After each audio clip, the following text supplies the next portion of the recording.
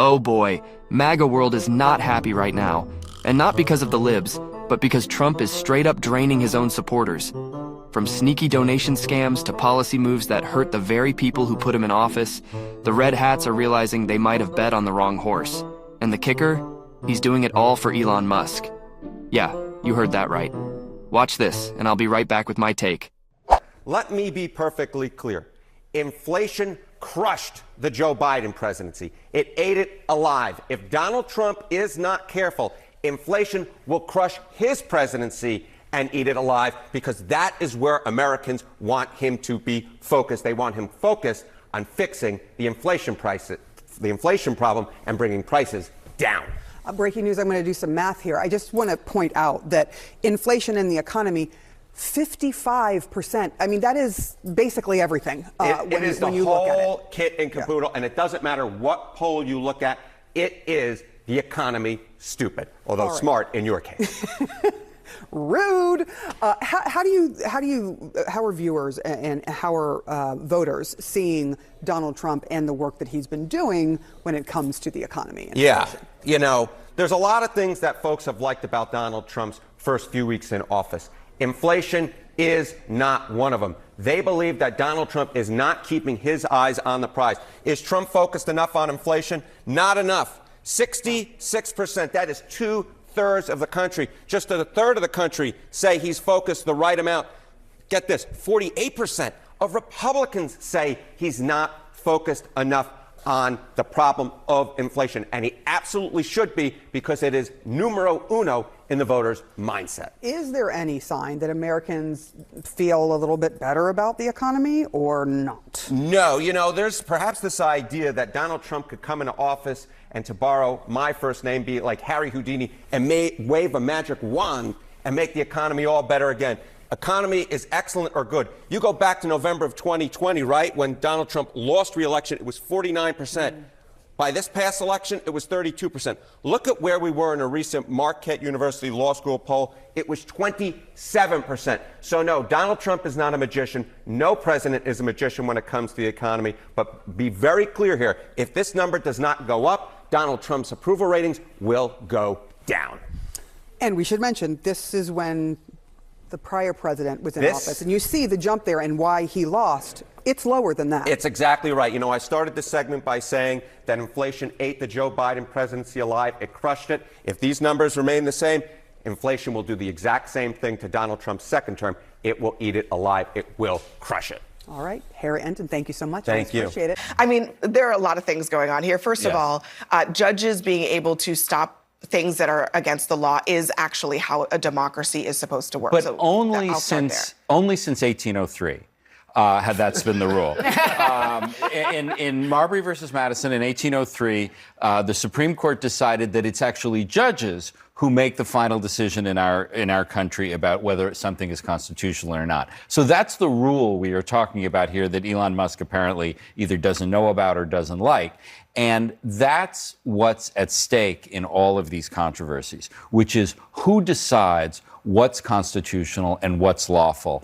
And so far, quite a few district judges have decided that how the Trump administration is proceeding is not lawful. Now, those cases are going to be appealed. They'll go up to the Supreme Court. But the principle that judges decide what's constitutional is a very important one. Yeah, look, I would like to offer a high school U.S. history class to my friend Elon Musk, because I think it's extremely important. I mean, this is basic stuff about how our system works. But on the fox guarding the hen house aspect of this, of Donald Trump saying he is going to be the one to decide if Elon has any conflicts, how does that work in your mind? I don't know how that works. I really feel like I look at this Trump-Elon relationship. You ever had a homeboy who had a girlfriend nobody liked?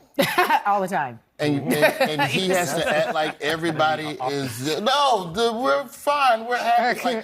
It is going to take a consecutive series of brave people to keep this administration from going off the rails from some of the decisions. To Kerry's point in the last break, you have a brave district attorney. Well, you're going to need a bunch of brave judges because he's going to come for their heads, too. And whichever FBI agents get replaced by the Jan 6 FBI agents that are eventually going to get fired, you're going to need brave ones there, too, to keep standing up. adapt to this. I'm not sure that is happening. I mean, released from federal custody after crossing the border. That is to say, money appropriated by a vote in Congress, both houses, approved by President Joe Biden, right, to house legal migrants during an upswing in immigration in the United States.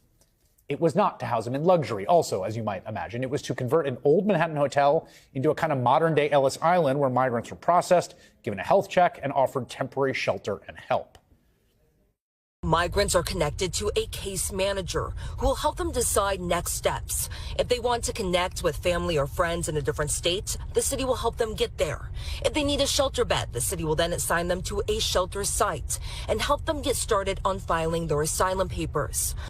When migrants do get a place to sleep, the city comptroller says they observe the federal program's cap on hotel and shelter prices. That cap is currently $12.50 a night.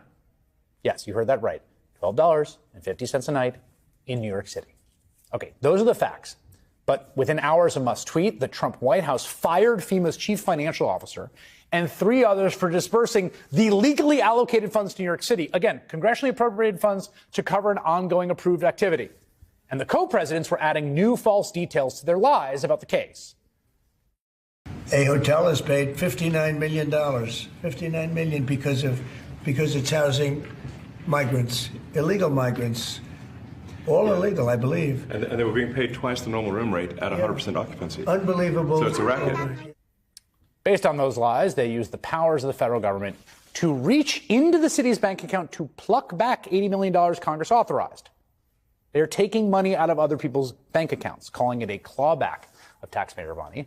A lot of other people call it stealing $80 million. Brad Lander is a New York City comptroller, essentially the city's chief financial officer, and he joins me now. It's good to have you here. Okay, walk me through how you discovered this. Yeah. So yesterday morning, my chief budget deputy controller says $80 million is gone from the Treasury account of the Department of Finance. We think it was taken back by the federal government. Did you know they could do that? Never. I said, has this ever happened before? It is unprecedented. They gave us this money. As you say, Congress authorized it. We have a contract, a signed contract. We sent them an invoice detailing all those expenses to only $12.50 a night on hotels. They sent us the money and approved the invoice. And then, lo and behold, they just yank it right back. It is highway robbery. Now, I want to be clear on one technical detail. I thought that we discovered that Treasury has some secret back end through the financial system to take people's money, which seemed really worrisome. This was an ACH payment, which technically can be canceled within 5 days. Although anyone who's ever gotten like a direct deposit knows that when it shows up in your bank, it's in your bank. You have the money. Now, let's be clear. I mean, we spent it last year. Right. We had actually moved it over the 5 days since they gave it to us. So when they actually did the clawback, it caused the account to overdraft by $79.5 million. I'm sure the chief financial officer was psyched about that. On top of that, Citibank, this is an account at Citibank, charged us a $15,000 overdraft fee. I'm happy to say I reached out to Citibank, and they have refunded the overdraft fee. That's menschy of them. Better believe we're going to keep fighting to get every penny of that $8.5 million you still don't have the money. Owe it to us. I mean, so this service, this sort of pot of money was negotiated by members in the House and Senate. It was put into legislation. That legislation was signed by President Biden. It's being spent this year, right? And we have a contract. And you have a contract. You say, we're going to do this. We're going to pay you that. That's the law. Is it your position that they are within their legal authority to simply take it back? They have no legal authority to take it back. I think two different ways. Attorney General Tish James is in court on a lawsuit around the federal funding freeze, and a Rhode Island judge said they can't do that. But also, we have a contract. So one thing I'm very upset about is that same Mayor Adams that was on your A block, he won't go into court to say, this is our money. So somebody's got to explain to me where these real cuts are. And you're not going to find this all in waste, fraud, and abuse, although we've been guaranteed $1 trillion. I'm not feeling it. And it's not enough visibility on the tax cuts. The tax cut for the Social Security has to be in there. Has to be in there for the middle class and working class. And to hell with the big donors, to hell with the top 1%. The $4 trillion tax cut, that $1 trillion at the top, hey, unless you can close the gap, it's got to come from somewhere. External, tariffs, corporate taxes, cut budget. I'm all for it. Just cut it first. You want to cut it down to we have no deficit, fine. You don't have to raise taxes. Don't do that. Somebody's got to bridge the gap. Where are we stand with this? Because we're still going to have a $2 trillion budget. They were still funding this stuff all over the world, ma'am.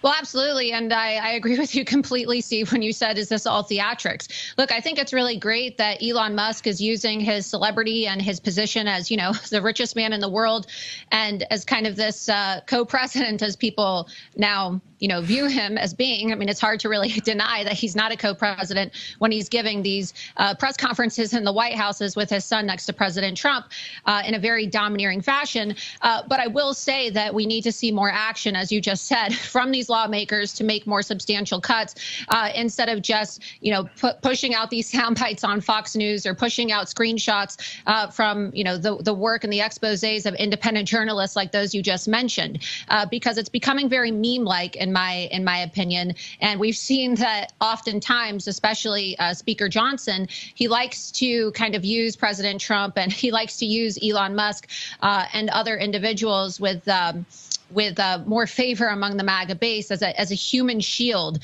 from accountability. And we've seen this in the way that he's continued his continued resolutions after lying to the American people countless times over, promising us that we aren't going to have continued resolutions. And there's never really any accountability because he likes to bro it up with Elon Musk and he likes to bro it up with Donald Trump. All right, y'all. MAGA world is heated, and for once, they kind of have a point. Even Bannon, who's basically more MAGA than Trump himself, is sounding the alarm. Why? Because Trump's latest moves aren't just hitting the libs, they're draining his own base. Remember the whole accidental donation scandal? Yeah, when elderly Trump supporters, some literally in hospice, got their bank accounts cleaned out because they missed an auto-checked box on his donation page? Well, here we go again. Except now, it's not just sneaky fundraising tactics. It's actual policy decisions that are slamming poor and middle-class folks, including millions of MAGA diehards. And for what? Not for the forgotten Americans he always talks about. Nope. He's out here making moves to protect Elon Musk, the world's richest and, let's be real, maybe dumbest man alive. MAGA voted for Trump, not for some Silicon Valley overlord. But now, Trump's putting it all on the line for Elon, not his base. Bottom line, the red hats are getting cooked and they know it.